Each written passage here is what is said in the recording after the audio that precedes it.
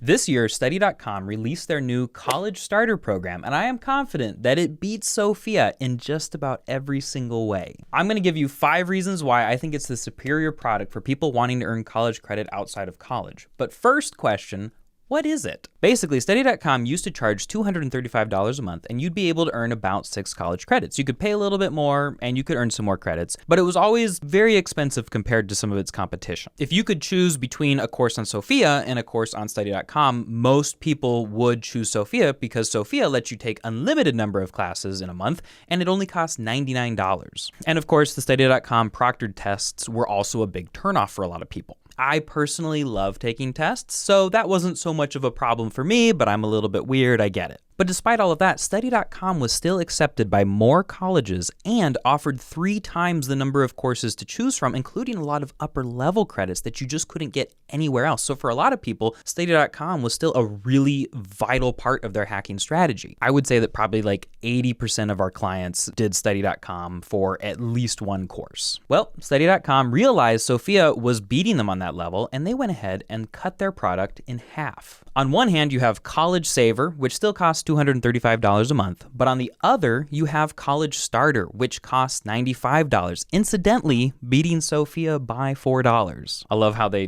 just had to beat them by just a tiny bit. And both of those plans now offer unlimited courses, as many as you can do in a single month. Neither of those plans include proctored exams. They cleaned up a lot of the busy work in their courses, and their whole user interface is getting kind of like a refresh. But here's how these two plans differ. College Starter for $95 offers access to 67 different courses, most of them general education, and a lot of them mirroring the options that you have over on Sophia, which incidentally has, I think, 76 courses. But because those offerings are so similar, most people who use Sophia can now go to Study.com and get a very similar range of courses to choose from. College Saver still costs $235, but when you pay that extra, you get access to a total of 216 different courses, including a lot of upper level major area courses that you, again, cannot get anywhere else. We're talking history, upper levels, 300s and 400s, and business and healthcare administration, even some English courses. There's a lot of really cool stuff up there. Oh, and tons of tech stuff too. Plus, while with College Starter and Sophia, you can only enroll in 2 courses at a time, College Saver lets you enroll in 3. And if you unenroll for a minute and you take a break and pause your account, when you come back, all of your progress in different courses will be saved. And just from a business perspective, I think this is super smart because Study.com realized we have so much product to offer,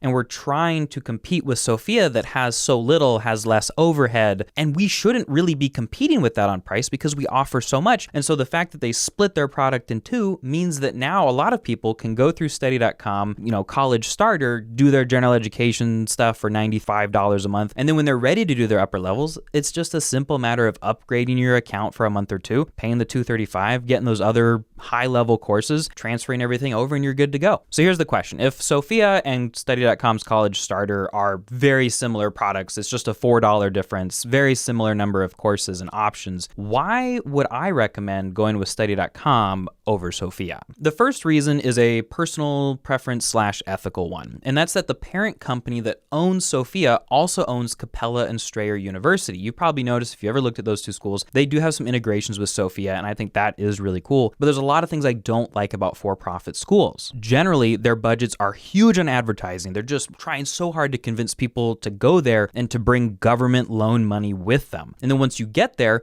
their prices are usually higher than the average tuition rate. Their quality of education is lower, and they just don't really seem to care what happens to their students, as evidenced by the fact that their graduation rates are usually 2/3 that of the average online school. And as a result of that, I lose a lot of respect for the parent company, Strategic Education, Inc. I'm not sure that their heart is in the right place when it comes to education and money, and I would just rather point money away from them and towards something else, even other for-profits like Study.com. Number 2, even though Sophia offers more classes than College Starter alone does, Study.com is often accepted by more schools than Sophia is. They just seem to have more respect. They've been around longer. Maybe it's because they're not affiliated with Strategic Education Inc. or whatever. But the long and short is that if you take a study.com class and an equivalent Sophia class, you're more likely to be able to transfer the study.com class to more schools. I do think that study.com no longer requiring proctored exams, while it does make it more attractive for college hackers, is going to mean that fewer schools accept them. I don't think that that's going to be a significant amount, and I don't think it's something that you should worry about, especially if you're doing your research and planning backwards from where you want to graduate school to where you're,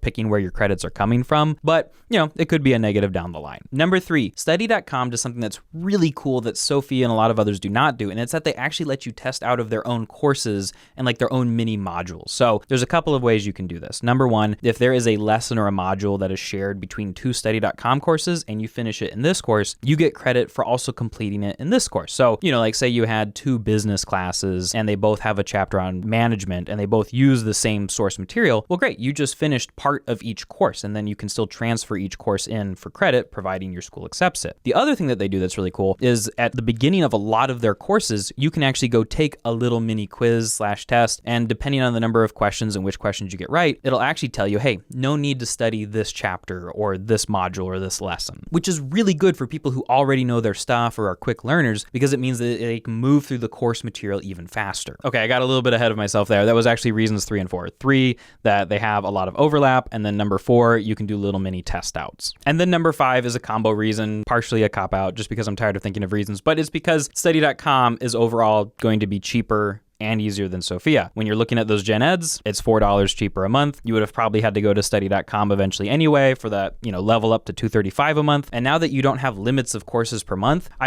you could theoretically knock out all of your gen eds in 1 month on study.com. Maybe you're going a little bit slower. No shame in that. That's great. And then you go do another month or 2 at study.com and get the rest of your stuff. Chances are very low that you'll need to pull credits from other places. You should be able to transfer on to, one of the big online schools that we talk about. Bada bing, bada boom, you're graduating. And the question that all of this leads to for me is, does this mean that Sophia is dead? To me, I think the answer is no, but I think that so many fewer people need to use it and so many fewer people should use it. There are still going to be situations where you can find a course that you need for transfer in the 76 that Sophia has that they don't offer in the 67 that study.com has. Or maybe there's a school out there that likes Sophia, but for just some random reason is one of the very few schools that doesn't like study.com. And then there are people who are just going to enjoy Sophia more, and it's kind of what they're used to, and they don't really want to have to make the switch to study.com until they absolutely have to. At the end of the day, college hacking is about customizing education to you. And so you have to make sure that not only is your plan good